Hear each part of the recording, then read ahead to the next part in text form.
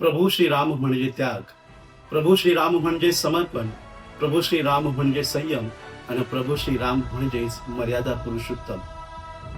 ज्या एका आदर्श पुत्रानं आपल्या वडिलांच्या शब्दाखातर सिंहासनाला पाठ फिरवली आणि 14 वर्ष वनवास सहन केलं, ते प्रभू श्रीराम आज आम्हाला समजलं का? प्रभू श्रीरामांचं उभं चरित्र अवघ्या भारतभूमीसाठीच नाही तर अवघ्या तरुण पिढीसाठी एक आदर्श आहे. पण आज आमची तरुण पिढी मात्र प्रभू श्रीरामांचं चरित्र वाचायला तयार नाहीये. आज बदलापूर मधली घटना, कोण एक तरुण युवती उठतीये आणि माझ्या प्रभू श्रीरामांबद्दल घाणेरड्या शब्दांमध्ये निंदनीय ती शब्द उच्चारतीये. आज खरंच अशा माझ्या तरुणांना एक विनंती आहे की ज्यांनी कधीतरी माझ्या प्रभू श्रीरामांचं चरित्र वाचावं. जेव्हा हे प्रभू श्रीरामांचं चरित्र वाचतील ना, तेव्हा प्रभू श्रीराम त्यांना खऱ्या अर्थानं आयुष्यामध्ये दिशादर्शक ठरतील.